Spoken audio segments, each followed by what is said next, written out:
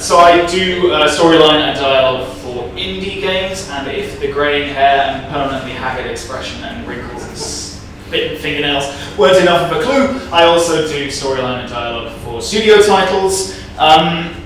What I want to talk about today is kind of this experience, but not really. How many people, just out of curiosity, has this happened to? And I'm not specifically talking about this getting confronted by an orc. I mean the horrifying experience of this.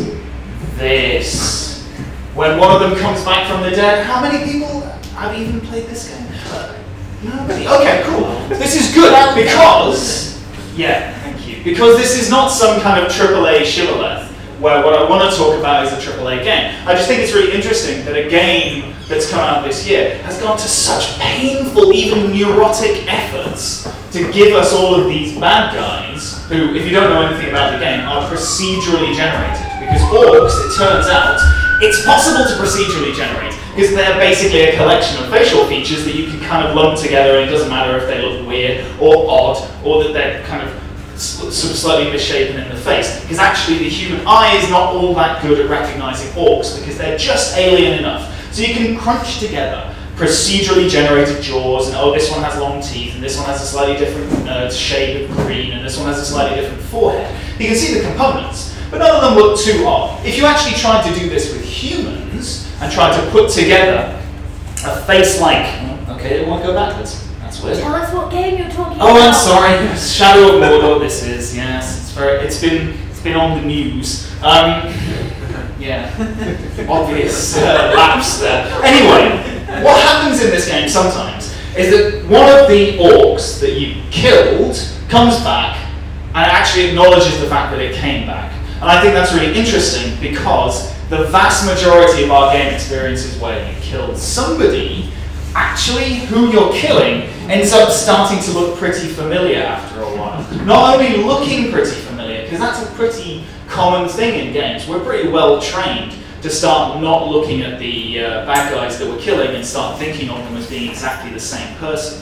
But also they start sounding the same, they start saying the same things, which is where they expose their personality to us. What I want to talk to you about today is that actually I think it's way worse. You can get away with having characters who look kind of the same, because typically they'll be wearing a uniform, even more commonly they'll be wearing a face mask, so you can get away with identical enemies. But when they say identical things, I think that's the moment when you get popped right out of the immersive experience, and you get taken out, and you realise, oh damn, I could have sworn I killed that guy 2 levels ago. It becomes even more of a problem the more distinctive the things that they're saying actually are. So it's a problem with adding richness to your games. The more you want to make your game entertaining with that kind of dialogue that a bad guy might shout just before you shoot them, the more the player is likely to sit there and go, yeah, but that guy who's complaining about his mother-in-law or whatever it is, he died 2 levels ago and here he is again. And it pops you right out of the experience. So that's why I called this, okay, Doppelganger dialogue, because I was looking for a Halloween-y title. What I'm talking about specifically is, depending on the types of games you play, you might encounter this kind of dialogue. This is indeed from Splinter Cell Conviction. You might encounter this kind of dialogue from long-form RPGs, or more to the point, you might encounter this dialogue, which even if you haven't played the game is extremely familiar because it came up so much, because it was funny. Because people who were enjoying a game started seeing this as a comedic point. And it was popping them out of their immersive experience, or not even allowing them to get into their immersive experience, because I got an arrow to the knee. It's such a distinctive line, but it came up too much, and it was too memorable. So because I work on dialogue, yeah, I've just transferred this into Windows, and it's gone a bit weird. Well, in this case, that's quite appropriate. The point about this kind of dialogue is that it's usually trying to serve one of 2 purposes if it's not trying to serve both purposes. One, it's trying to add richness. So the line about taking an arrow to the knee actually could have not been in the game at all, but it's adding richness to the story. Or a type of dialogue like this kind of dialogue could be trying to perform an actual gameplay function by informing the player of something and providing feedback, such as, I am throwing a grenade now. Particularly in action games, you get a lot of this kind of dialogue. The technical term is bark. You get a dialogue bark which tells you something which comes up. Oh, right, okay, this is the kind of feedback that we're going to get. I think he's reloading. We know he's on the other side of the door. I am still alive. This is particularly prevalent in stealth games. I am still alive, and I'm aware that the enemy is around here somewhere. I'm going to entertain him while he's no doubt kind of hovering above me, ready to pounce. I'm going to entertain him with various types of dialogue. This, I tried to find the most boring screenshot I could possibly find from Splinter Cell Conviction, as you can see, because of course the problem with that game is that it's a game full of love, and yet it gets so repetitive because it's full of dialogue, which is, it just doesn't quite work. It has loads and loads of instances of characters saying, okay, we're going to get you, Fisher.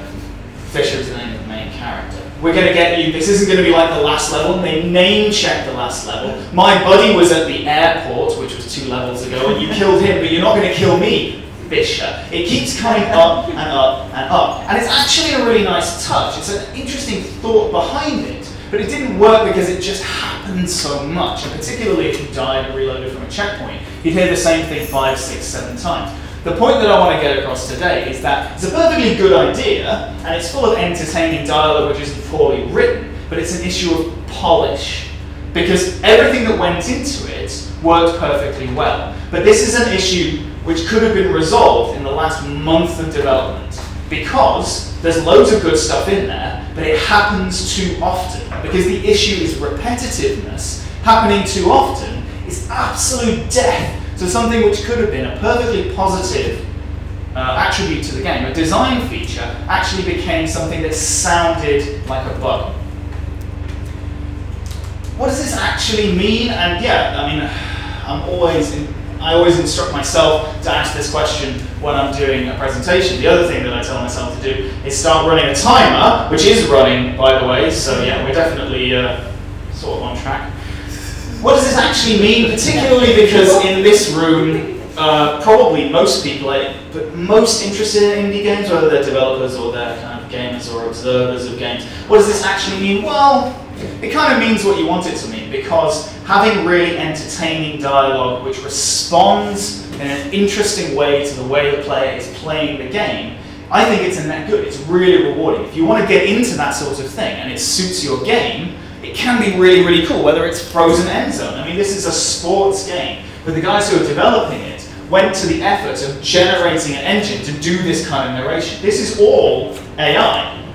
It's partway through the game, one team is losing, one piece of dialogue, 2 pieces of dialogue between the commentators, which is generated by an engine which reads the current score. It's been following the way you've been playing the game. It suggests certain things about the way the game is going. And then an AI opponent actually chips in and says, no, I don't think I'm going to lose. I'm going to pull this back. It's all generated by the system. If you want to create this kind of dialogue, it will add a lot of richness to your game, even if your game initially doesn't seem like it will be, you know, well suited to that kind of thing. Even if you're not making a heavy narrative game, even if dialogue isn't necessarily a concern for your game, it's something worth considering because it can add a lot of richness, and also because you'll have to hire somebody like me to do it, which obviously is the ulterior motive behind all of this.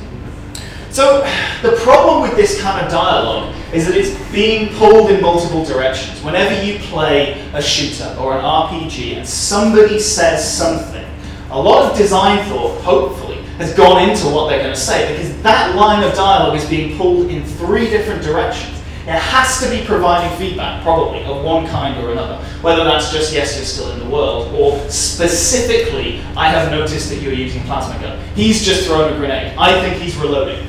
It has to add richness because it has to be part of the world and be entertaining and be part of the world that you're supposed to be inhabiting, because otherwise you're going to be taking the player out of it. And it has to most importantly be not annoying, because that's the thing that will pull you out of your experience. If you're providing feedback, you're aspiring to a line of dialogue that's useful. If you're adding richness, you're aspiring to be entertaining. And if you're creating something which is not annoying, seriously, the only thing you have to worry about is being not annoying. But getting that right is really fucking difficult, because it's not just up to how good the line of dialogue that you've written is. It's about the implementation as well, as the Splinter Cell example shows. Because if you didn't hear one of those lines, one of the hundreds of lines about somebody telling you what they're just about to do, it wouldn't diminish from your experience. But the fact that you heard any one of those lines twice massively diminishes from your experience, because the human ear and the human brain is really good at spotting repetition, particularly when it comes to human things like speech. We're really good at spotting faces that don't look right, which is why orcs work, but procedurally generated humans really don't work. And we're really good at spotting where somebody sounds the same and says the same thing, which is why when you get a repeated piece of dialogue, you immediately go, totally killed that guy. All right, I'm playing a game, I guess. So what's the solution to this? Well, it depends on what you focus on. If you're focusing purely on providing feedback, you want a useful line, the solution is that you just write really, really plain dialogue. By the way, like, lots of games have done each one of these solutions, and it isn't necessarily a bad thing. A very plain piece of dialogue might look like this. Okay, grenade, going out, yep. If you're trying to be entertaining, first and foremost, the solution that you might try is to focus on that kind of richness. That has a downside in that you end up with something really massive, which, yeah, again, going into Windows has actually gone beyond the bounds of the speech bubble.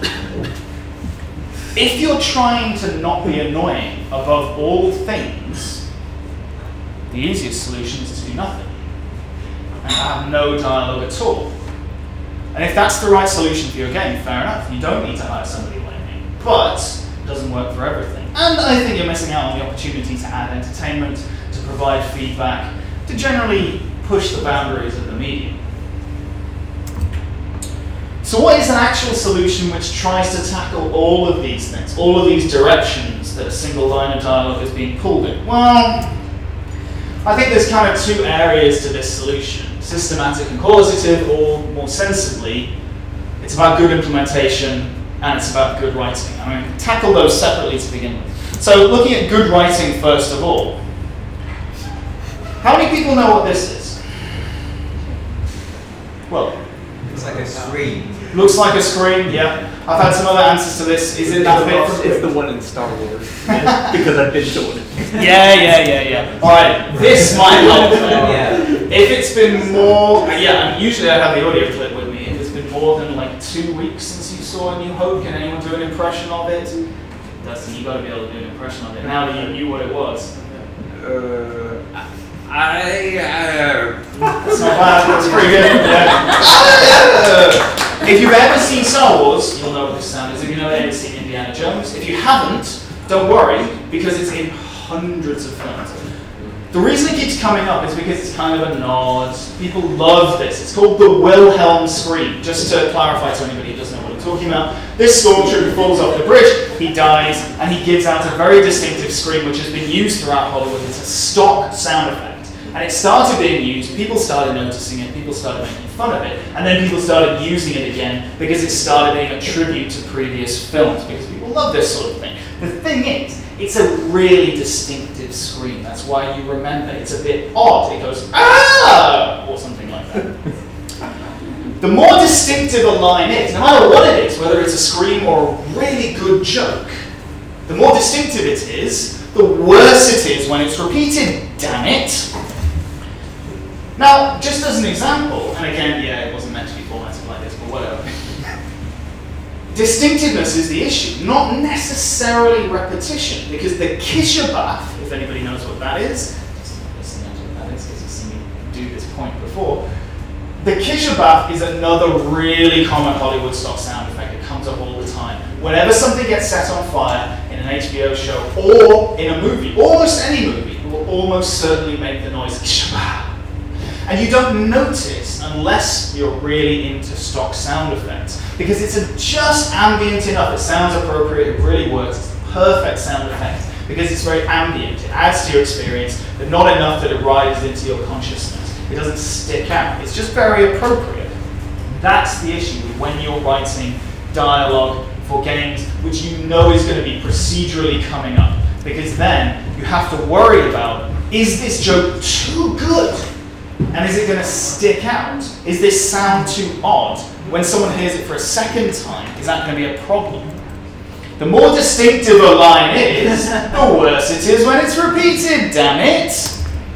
Now, you can take control of this sort of thing. No one lives forever. Again, I didn't put a screenshot up because all of the subtitles are far too small. If you want to go back and play No One Lives Forever, you're welcome to. This is an example of a game where they're entirely in control of their incidental dialogue. The henchmen have long dialogues which take place. They're very funny, they're beautifully written, they're very well performed. And I suggest that you go and look at them on YouTube. We've only got 15 minutes, so I didn't put them up. The point being, those really hilarious comments belong in the stealth section where the designers are in control. Because if you fuck it up, that's it, it's over. They can cut out. It's only ever going to play once, it's going to play in sequence, and you're going to be supposed to be listening to it while you're sneaking around. It's not procedurally generated dialogue, that's not what I'm talking about. This effectively could be scripted like it's a movie script. It's not something that belongs in a database instead of in a script. Because if it's in a script, you know what order it's going to happen in, you know how many times it's going to happen, you can control it. I'm talking about the kind of dialogue which is going to come up, or maybe it's not going to come up, or maybe it's going to come up twice. So there's an art to writing this sort of thing. I don't have the answers, all the answers to writing this sort of thing now, because I've only got 15 minutes, and also because some of us have to make a living. But I do want to talk about some of the ways to approach writing a line like this. The thing is, though, the ways to approach writing a line which is going to suit this sort of content is basically the golden rules are the same as the golden rules for writing any kind of dialogue, particularly for games. Ideally, it should be short. It should be apt in the sense that it should be appropriate to the scenario, which means you need to inform yourself about the scenario before you sit down and write this line of dialogue.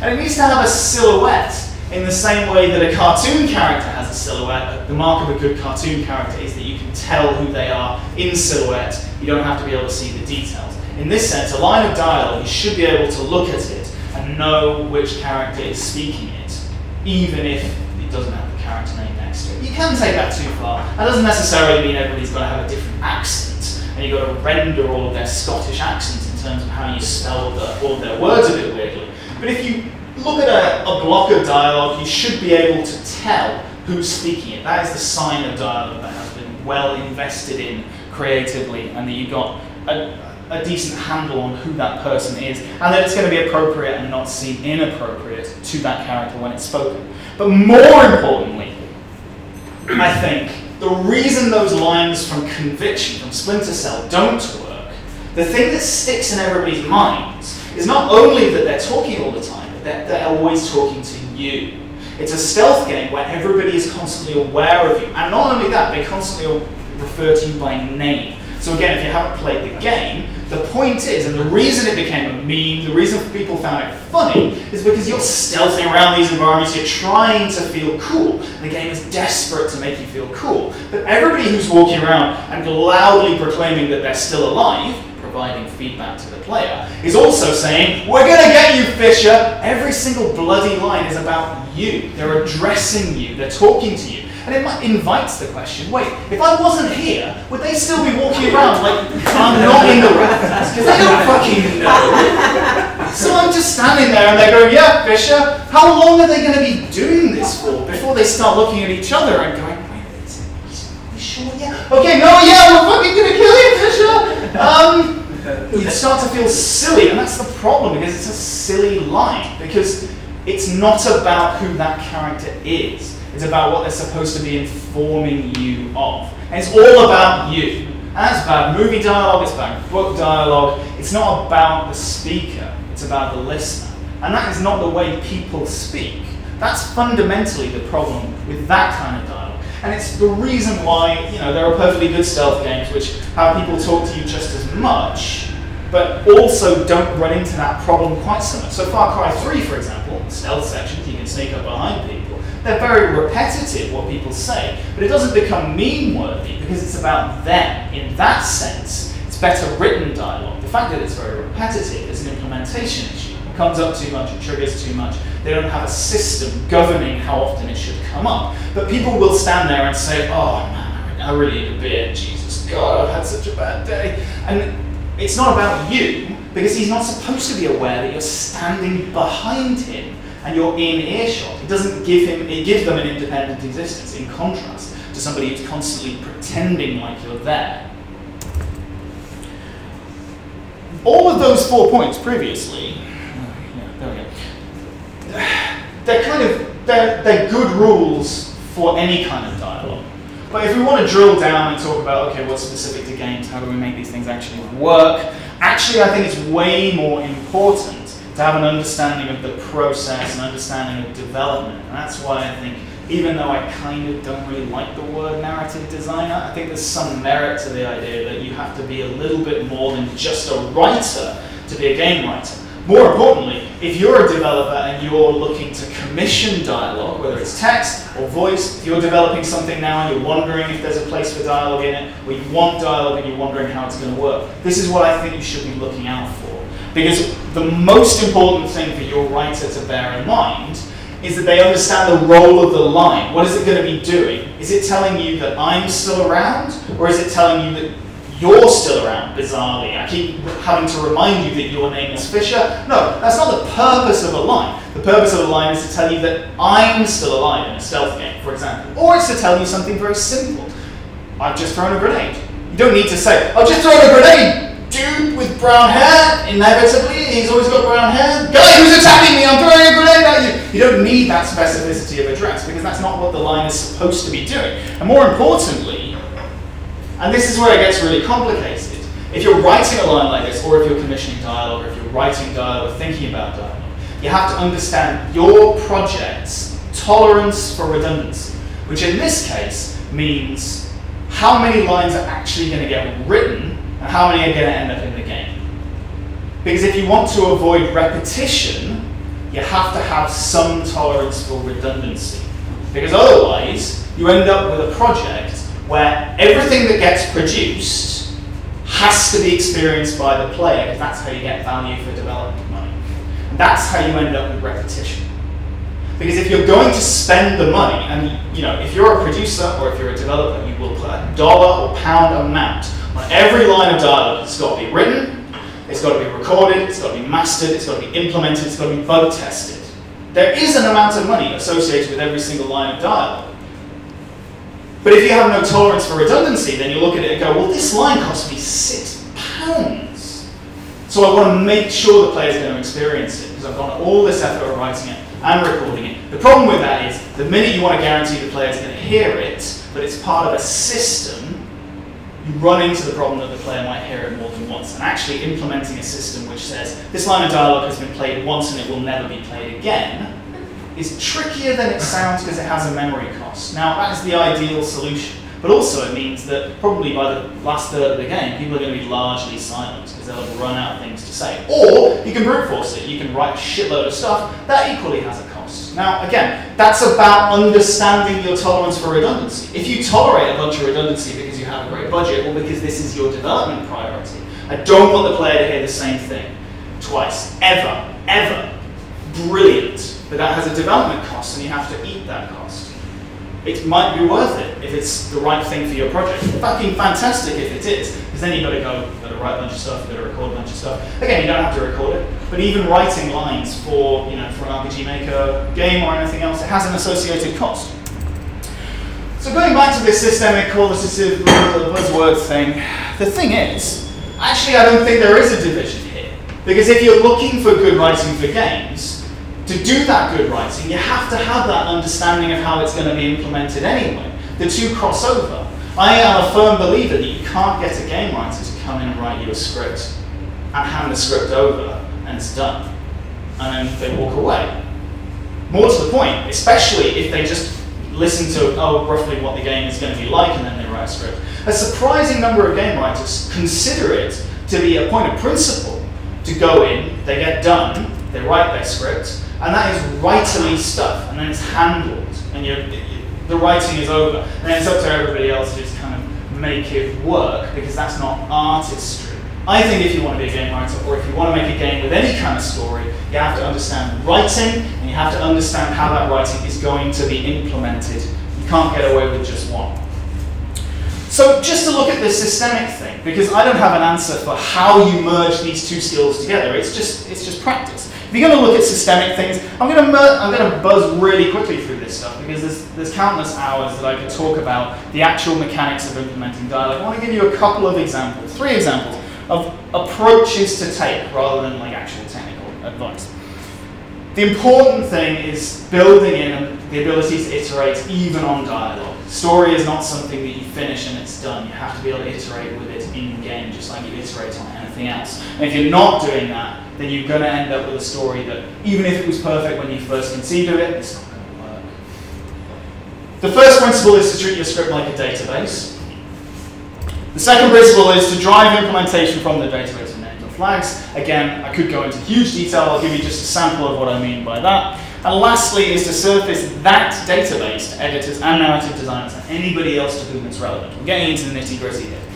So treating your script like a database, this is a question of approach. Once you've written your script, I think you need to be able to access it, ideally in Excel or in an XML or whatever format is going to treat it like data. Because the problem with writing a game script in Final Cut, not Final Cut, Final Draft, or in Word, is that it doesn't treat its individual line of dialogue as a discrete unit of information, which is what its actual role is going to be. And I always discourage writers who work for me, or even when I've gone and worked for writers, I'll hand my shit in Excel, even if I then have to export it into Word because that's the format they choose to use. Because it helps me to sit and write each one as a data point. Driving implementation from the database with names or flags. Okay, so specifically what I'm talking about is that rather than treating each one of your lines of dialogue as something that's a unique and special snowflake, which has all of the information that you need to know about the line in the file name, which is a very common practice. You see this all the time. It has the speaker tag in the file name. This is the file name that's actually going to be called in code. Instead, I reckon your better approach is to have very, very boring agnostic file names and a separate flag which says who's talking. So what does this actually do? Well, I think it has a couple of benefits. Oops.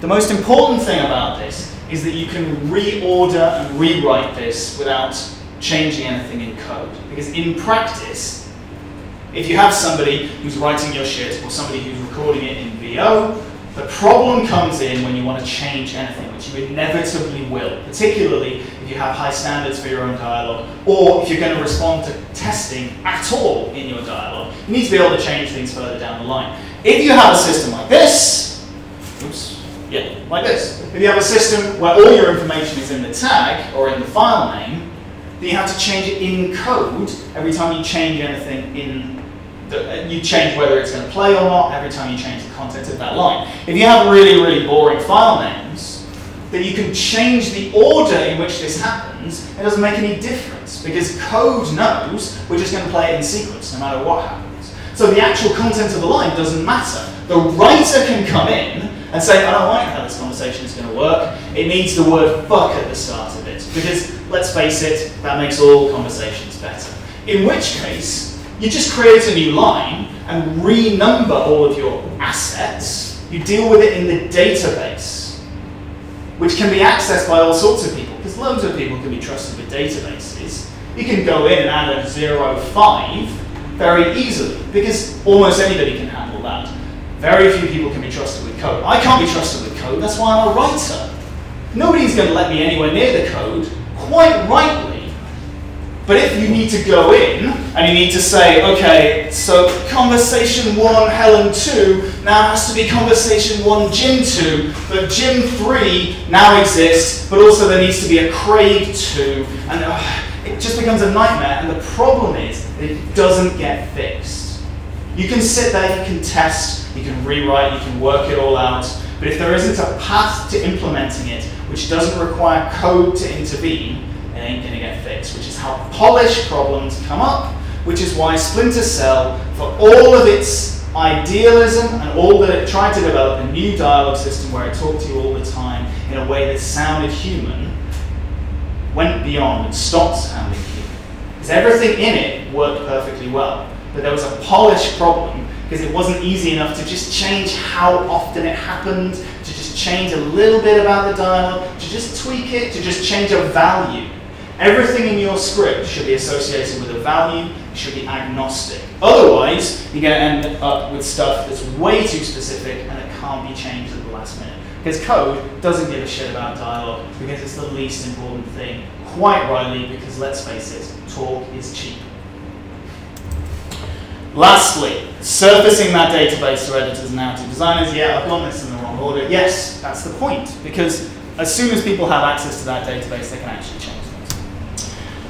You should aspire to have dialogue, I think, which is accessible and readable. You should aspire to be able to add, delete, clone, and redo your dialogue. And you should aspire to not have code intervention required to change anything. So hopefully, this would mean that the next time you encounter a faceless stormtrooper or anybody else who's deliberately designed to be anonymous in your game, if they're really memorable because they say something really distinctive, it's because you want them to be. Not because they're really memorable because they're the fucking 6th guy in a row to complain about how their mother-in-law never wanted them to become a stormtrooper. And that's me. Thank you very much.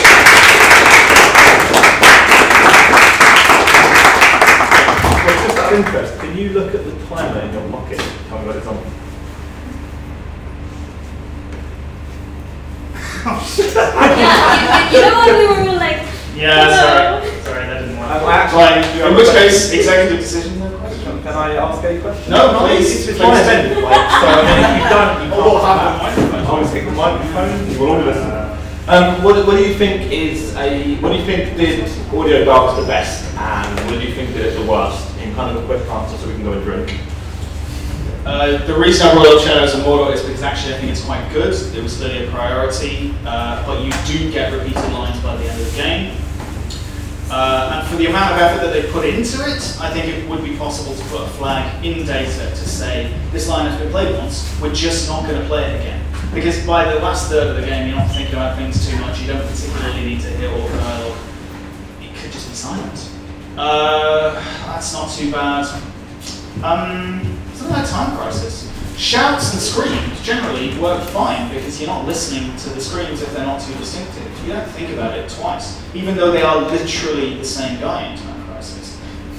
They don't say the same thing, so it doesn't matter. Also, Far Cry 2, a game which I personally did enjoy, they did barks and they were highly repetitive, but a lot of them were in Swahili.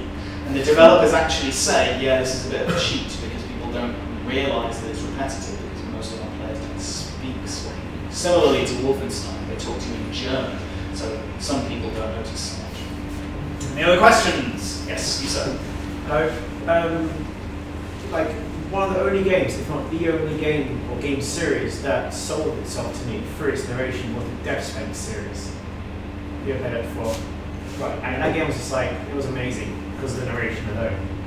Have you played any of the games yourself? Or? Yes. Yeah, and actually, that and another game that I really love, Bastion, which both had a similar approach. They had kind of something that so few games approach or even attempt to do, kind of almost a voiceover approach, where it responds to the things that the player is doing amusingly in dialogue without necessarily having to have like you come and talk to somebody in a linear fashion. It's really good, and they've clearly got a really robust system working on it. It's because Double Fine actually care about this sort of thing, and they're prepared to sacrifice some memory in order to keep track of. I mean, the memory costs I'm talking about are tiny, like a byte, to say yes or no, has this line been played before? But you have to make that decision. So, I mean, it's very telling, I think, that Cave Story is a game that I enjoy, but I think it's much less good on that front because it embraces repetition. You go through the same dialogues quite a lot because it's a much more linear thing. But even just the procedural stuff, like you get down a certain distance and there's like an old prospector and he keeps throwing shit, and he's on a loop. You only have to be there thinking about the puzzle for like 15 seconds, and he's gone through his loop because writing really funny dialogue is really hard, and those assets are very valuable, so they don't have very many of them. I think they should have cut that loop together and just not have them say anything. But yeah, no, I think you're absolutely right about Death Smack, and I think that's a good example of somebody who does this right. So you mentioned a few times the arrow to the knee bit of dialogue. Yeah. Is part of it, do you think there's a place in assessing your project's tolerance for redundancy the ability to say, actually, we kind of are alright / we want this to become meme-worthy, because I feel like occasionally Bethesda has a certain sense of humor around like glitches in their game, or they know that players are going to play their game for 300 hours, and so they make a value judgment of, well, rather than have the last 200 hours be silent, we'd rather people actually just hear the same bit of dialogue enough that they then go online and start making jokes about it. Yeah. Or do you think that's more just an excuse? I think that's a fair point. It's a difficult line to walk. Christos would be the one to ask, because he's much better on viral shit. Trying to generate that in your game would be a really hard line to walk. Yeah. You could get it wrong, and it could be really annoying so easily. Like, I mean, I would just say play Borderlands, because they're really good at making things that are very conscious of themselves and use that to their benefit, and yet things didn't really become all that meme-worthy because of repetition, because they're actually very slick games. The things that became meme-worthy were very deliberate, obviously deliberate, things like the gun that shouts at you when you fire it, or whatever it is. Maybe. I think you'd have luck doing that if you're doing a sequel. And there's a thing about your franchise that you know is beloved, and you're going to repeat it in your sequel, and then people are going to like it. But even if you look at like Half-Life 2, they knew that people loved Barney, but they didn't make a big deal about Barney. He was just there. Sure. They didn't go like, they didn't repeat any of the sound files from Half-Life, they just got on with it. Yeah, it's worth a go, but I wouldn't want to be the one to give it a go. Yes. It could backfire. Yeah. Any other questions? Nope. Thank you very much.